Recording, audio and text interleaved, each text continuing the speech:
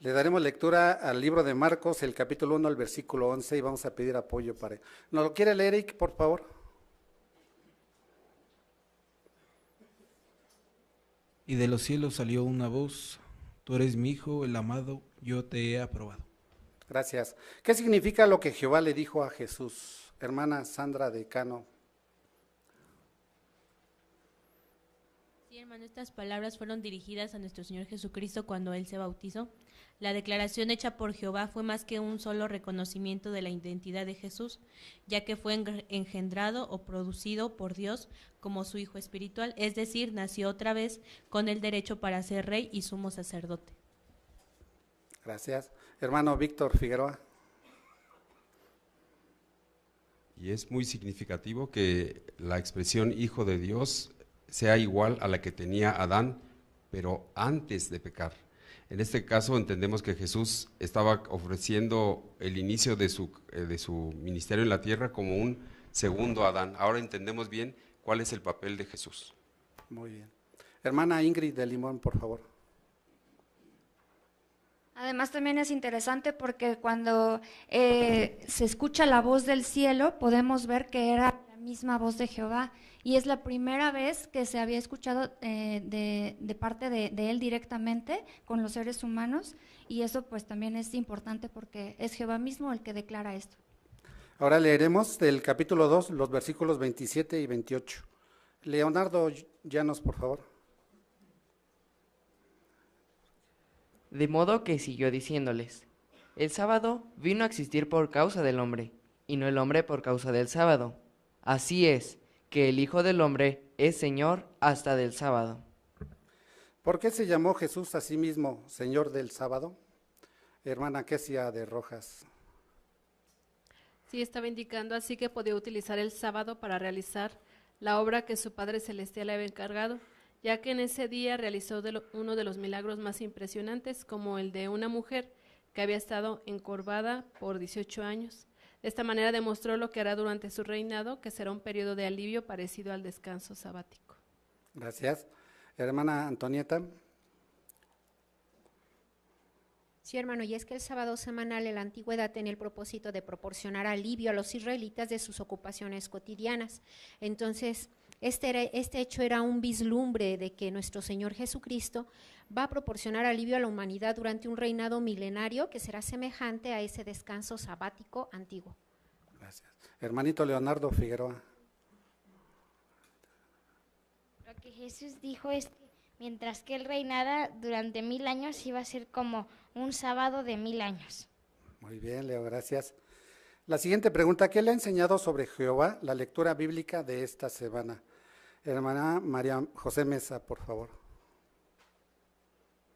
En en Marcos 1:40 y 2:5 vemos cuán importante es para Jehová la fe cristiana y la persistencia, pues eran cualidades que mostraban los enfermos o sus parientes que buscaban ayuda.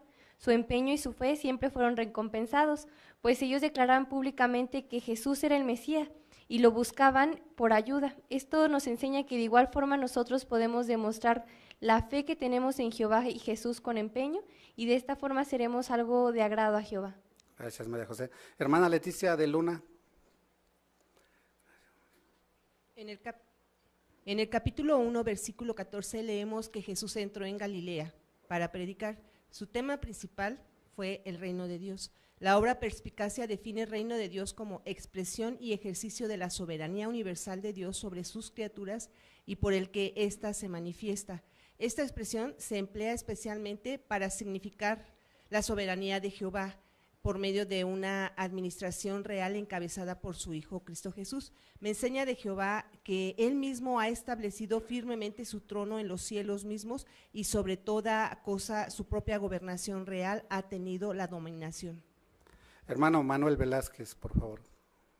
Igual en Marcos 1:14 se menciona de que Juan fue arrestado, y en cambio Jesús dice que entró a Galilea a predicar las buenas nuevas. Esto me enseña de Jehová que mediante Jesús nos muestra la valentía, porque pudo haber dicho Jesús: me voy a otra ciudad, pero no, afrontó la situación y empezó a predicar, y eso nos enseña que Jehová es muy valiente y lo que debemos de hacer también nosotros. Muy bien.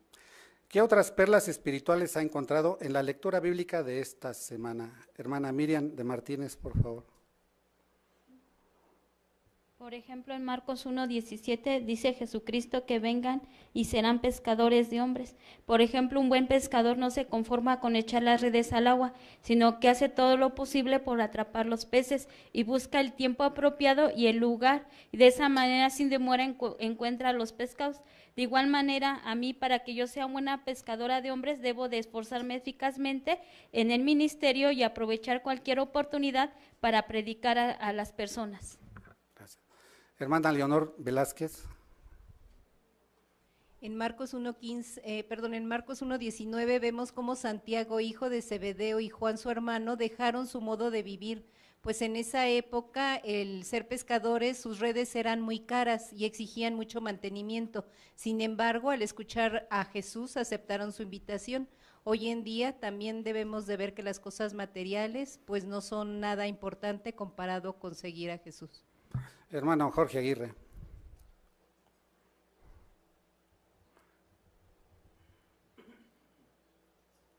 Ahí en Marcos capítulo 1, versículo 35 habla acerca de la costumbre que tenía nuestro Señor Jesucristo desde muy temprano para acercarse en oración a su Padre. Es importante que nosotros despleguemos y sigamos el modelo de nuestro Señor Jesucristo, comunicándonos regularmente con Jehová. Eso sin duda alguna será de mucha utilidad, nos fortalecerá espiritualmente y hará que nuestra relación con Él sea más estrecha. Gracias. Hermana Esmeralda. Sí, en Marcos 1, 30 y 31 se describe cómo estando con la suegra de Pedro, Jesucristo se da cuenta de que está enferma y dice que la toma de la mano y la cura. Esto deja ver que, aunque su prioridad siempre fue lo espiritual, en cuanto a las personas, a darles a conocer a su Padre, también atendía sus sentimientos, sus enfermedades, se acercaba a ellas. Y esto nos pone el ejemplo porque además de que nosotros tenemos que prepararnos para darle alabanza a Jehová, con una buena preparación, con una buena predicación a las personas, también no por eso vamos a dejar de lado a veces otras necesidades que tienen nuestros hermanos o las personas a las que les damos estudio, así es que también tenemos que esforzarnos por atender o tratar de ayudar en lo más posible, si es que alguna está en nuestras manos, aliviarla. Gracias. Hermana Yolanda de Trejo, por favor.